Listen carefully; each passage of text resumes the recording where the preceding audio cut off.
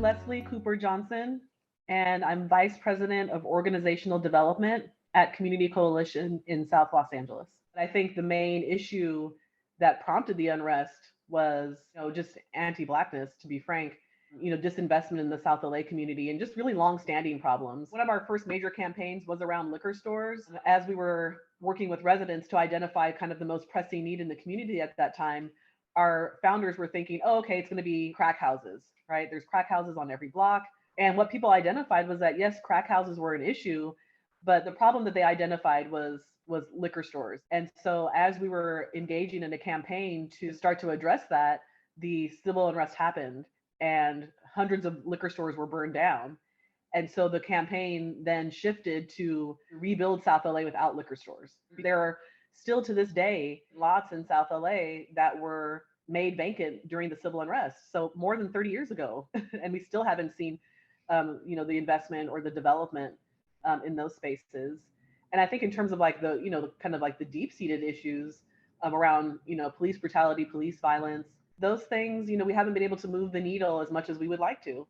We're involved in an effort right now to look at alternatives to police and traffic stops, to remove an area where there's a lot of interaction between police and community members that can often lead to incidents of harassment, abuse, and even murder. The deep-seated kind of fundamental issues still remain. We want to see investment in prevention.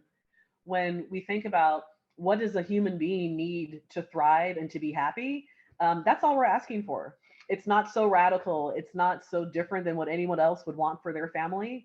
Community Coalition is building a center for community organizing. We really believe that if we can, to increase our impact, if we can train up more organizers from across the country to be well-versed in the strategies and methods that have proven to be successful across our country's history, then we believe that that's a way to increase our impact. We believe that if we can build more activists and more organizers, then that would be a pathway to change as well. Leveraging art and culture has been a strategy for the organization since its founding. Black and brown people that are interested in changing, the community around them and the outcomes for their families, like, we also want joy. We appreciate beauty. Community Coalition has continued to lean into community organizing. It's our core strategy, and it is what we believe is the best way to create the changes that we want to see. So continuing to work with everyday people, to organize them, to help them build the power that we need to create the change that we want to see. We don't have the capital, we don't have the economic power, and so we have people power. You can learn more about Community Coalition at www.cocosouthla.org. My name is Eunisses Hernandez. I'm one of the co-founders of La Defensa, but right now I'm a candidate for LA City Council District 1. I was born in 1990, so I was 2. I'm 32 right now. And what I think about and how those moments have influenced our work up to date and my work up to date is that it's a constant reminder that not many things have changed, that we have taken some steps towards progress, but that the systems that have harmed us, the systems that are powerful, law enforcement, special interest groups, and others, corporations, have continuously beat all the efforts that we've made, because we're not in a better place around police and community relationships. When I think about those moments, I think about how we have grown in certain areas, like around solidarity between Black, Brown, Indigenous, people of color, and other communities, low-income communities. We've come together in a different way. I think in our generation, in the last 7 years, we've seen more building in that way that had been lost. And so that's what's given us the power to be successful in stopping a $3.5 billion jail plan here in LA County. If things had actually changed from that moment, we wouldn't be seeing the continuous loss of life at the hands of police and state-sanctioned violence.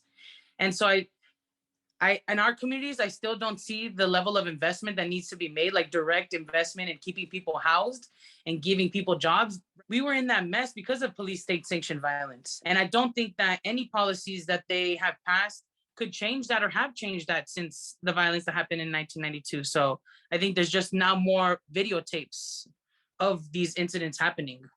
And we're just numbered to it now. Paying more people to have guns and badges in our communities don't make us safe.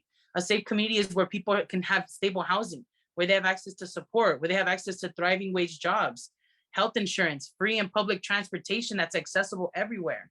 clean air. We convinced LA County to stop a $3.5 billion jail plan where they wanted to build a new women's jail in Lancaster, and they wanted to build a new jail for people with mental health needs in downtown. And what we did was, look, we convinced them to stop it by bringing psychiatric doctors, by bringing union workers, doctors who work in the ERs and the jails to say, moving forward with the mental health jail facility is not going to make people well, and it's not going to keep us safe.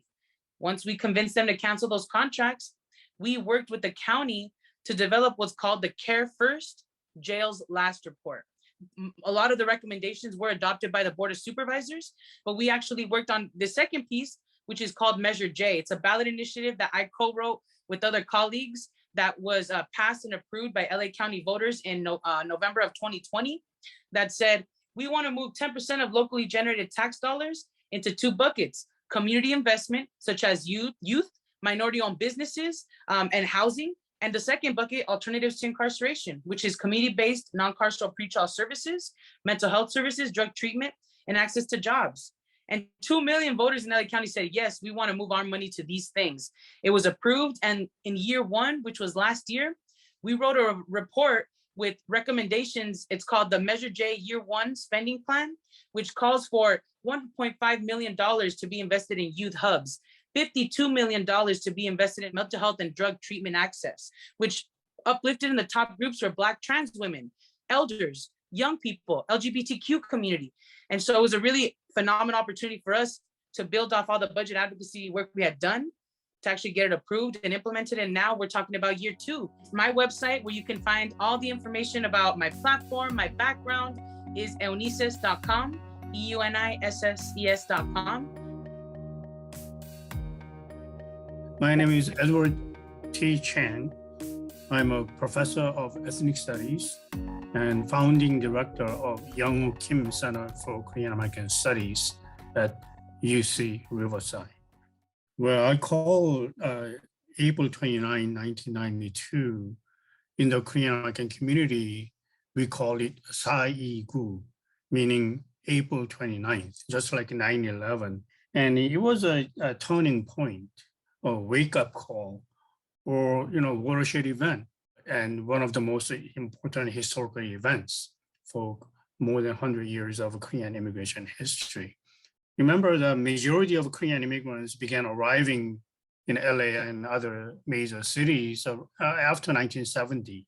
But because of what happened on April 29, 1992, Korean immigrants began to take ownership of a new identity as Korean American. Korean immigrants realized that, United States is a multi-ethnic, multiracial societies. We have to learn how to live and coalesce within multi-ethnic communities and reach out to other communities and break out of a Koreatown mode, learn to live and build coalition with other groups, particularly African American, Latino neighbors. 40% of economic losses were, Korean American businesses. No one cared in the city hall, Sacramento or Washington, D.C. The Korean American community felt the LAPD abandoned Koreatown and Korean business owners back in 1990s. More than 200 liquor stores were burned down, and none of them were able to rebuild because of very restrictive and punitive response by the LA City Council prohibiting liquor store owners from rebuilding their liquor store, imposing all kinds of regulations and restrictions. And so they had to leave. They had no choice because they couldn't rebuild their stores. Many of them decided to relocate to other cities, such as Las Vegas, Seattle, or even Atlanta. But others came back. Others were able to restart their businesses, like a swap meet. Indoor swap meet stores, whatnot. 1.5 and second generation became much more aware of the plight of a parent's generation. We call it children of Sa-i-gu. So many turn to community activism. We have a KYCC, it used to be known as Korean Community Youth Center. KYCC, but they decided to rename to Koreatown Youth Community Center, representing not just Korean immigrants, but entire resident of Koreatown, which a significant proportion is Latino or recent immigrants from Latin American countries. So I think they realize that they have to serve the community, not just a Korean immigrant community. And the same with Kiwa, and also changed the name to Koreatown, Immigrant Workers Association, something like that. Yeah. So they decided to serve entire Koreatown workers, not just Korean immigrant workers, but which many of them are Latino as well.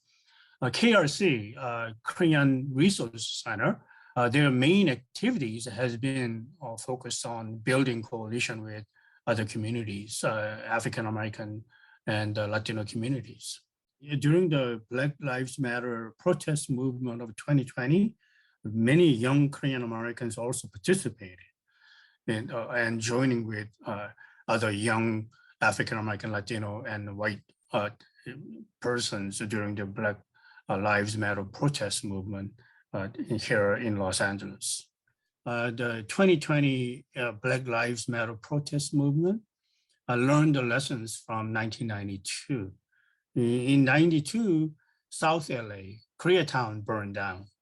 But in 2020, they made a conscious choice to protest in Beverly Hills, Santa Monica, and West Hollywood, white affluent neighborhood.